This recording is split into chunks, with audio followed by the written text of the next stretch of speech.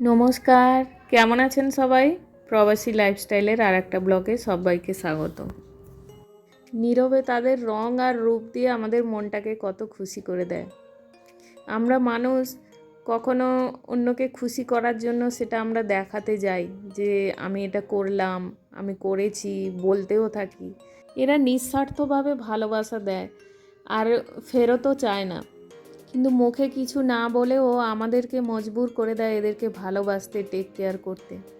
এর রঙটা এত সুন্দর, আমি প্রতিদিনই ওয়েট করি যে একটা হলেও ফুটুক, কিন্তু মাঝখানে মিলিবাগের জন্য একদমই ফুল হচ্ছিল না, গাছটা প্রায় মরণাপন্ন হয়ে গিয়েছিল। তারপরে বাঁচিয়ে বাঁচিয়ে এই জায়গায় এসছে। এই পিঙ্ক কালারের ফুলটা দেখুন, এটা একদিন যদি ফোটে ওটা দুদিন মতন থাকে, কিন্তু লাল জবাটা যেরকম নর্মাল জবা হয় একদিনের জন্যই ফোটে। চলুন রান্নাঘরে যাই, রান্না করতে করতে গল্প করা যাবে। আজকে শুক্তো বানাবো। পুজোর কটা দিন নিরামিষও খাবো বলে আর মাছ মাংস ডিম খাচ্ছি না, তো এই ভেজ রান্নাগুলোই করছি। দুধ দিয়ে শুক্তো বানাবো বলে প্রথমে দুধে একটু 1 চামচ ময়দা দিয়ে গুলে রেখে দিলাম। আশা করি আপনারা যেখান থেকেই আমার ব্লগটা দেখছেন আপনারা সবাই ভালো আছেন এবং সুস্থ আছেন। আমরাও সবাই ভালো আছি। এখন এখানে গণেশ পুজো চলছে, আমাদের সোসাইটিতেও চলছে এখনও। তো এই পুজোর কটা দিন একটু অন্যরকম লাগছে, বেশ ভালোই লাগছে। শুক্তোর জন্য সবজিগুলো কেটে সুন্দর করে গুছিয়ে নিয়েছি। এবার আজকে মাটির হাঁড়িতে করব, আর ওপাশে ভাত বসিয়ে দিয়েছি। এখন আমি করলাগুলো একটু ভেজে নেব। আর এই মাটির বড় যে হাঁড়ি করা যাই বলুন, এই রকমই কিনতে পাওয়া গেছে অনলাইনে, আমি কিনেছি ওটা। তো ওটাতেই আজকে করব। ওটাতে আমি মাঝে মাঝেই রান্না করি, ওটা একটু বড় বলে একটু হ্যান্ডেল করতে অসুবিধা হয়। ছোট আর একটা রয়েছে, আর লোহার কড়াতেই বেশি করি আমি। আজকে শুধু শুক্তোটাই বানাবো। আমাদের বাড়িতে সবাই শুক্তো খেতে খুব ভালোবাসে, তো তাই জন্য আর অন্য সবজি কিছুই বানাবো না। শুক্তো হলে অন্য সবজি কোনো কিছুই খায় না, ওটা থেকেই যায়। একটু বেশি করে সবজি দিয়ে বানাচ্ছি যাতে দুবেলার জন্য হয়ে যায়। ওর বাবা তো অফিসে চলে গেছে, দুপুরে খাবে না, তো ওর জন্য রাত্রে রাখবো। আর ওর জন্য রাখলে বাচ্চা দুটোরও খেতে ইচ্ছে করবে, তাই জন্য একটু বেশি করেই সবজি নিয়েছি।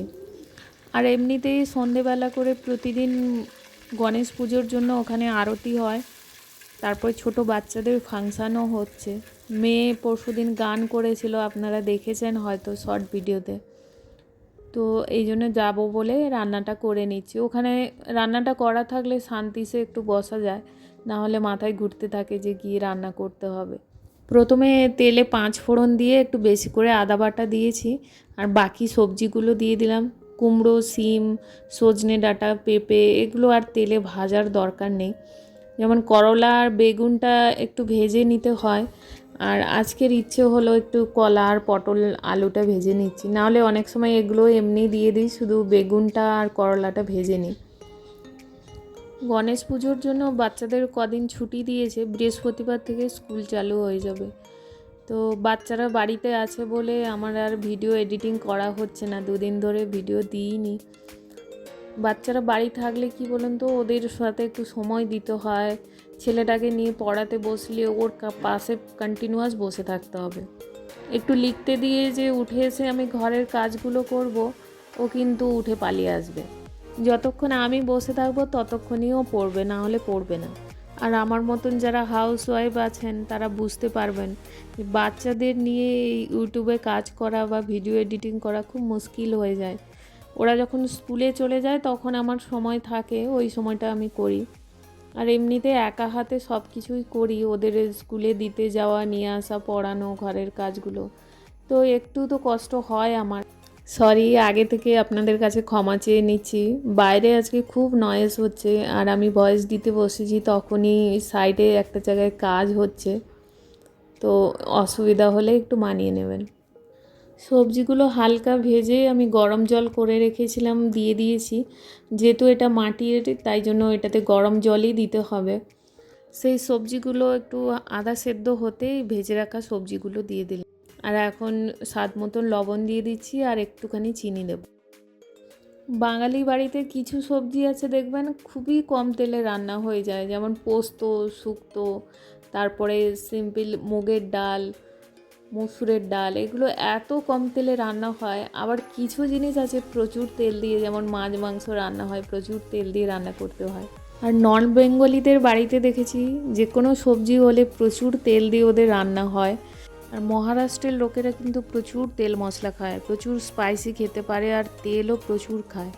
ওদের এরকম কোনো ঝোল থাকে না, মানে তেলটাই ঝোলের মতন বেয়ে চলে যায়। প্রায় সবজিগুলো সেদ্ধ হয়ে এসছে, সর্ষে বাটাটা দিয়ে দিলাম, আর মিক্সি ধুয়ে ওতেই জলটা রেখেছিলাম, তো নিচে কালো টুকরোগুলো থেকে গেছে, ওটা আর দিলাম না। এবারে ওই যে দুধে ময়দা গুলে রেখেছিলাম 1 চামচ ময়দা দিয়ে, ওইটা দিয়ে দিচ্ছি।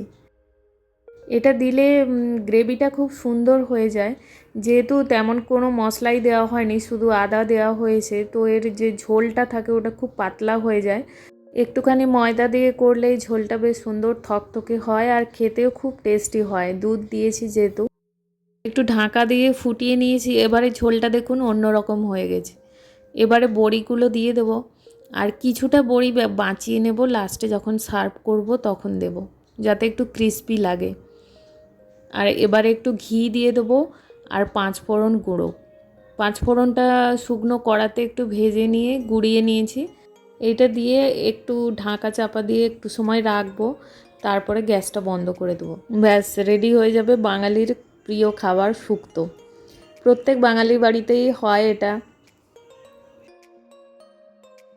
এত সুন্দর সুঘ্রাণ বেরিয়েছে, শুক্তোর গন্ধে পুরো বাড়িটা মমো করছে।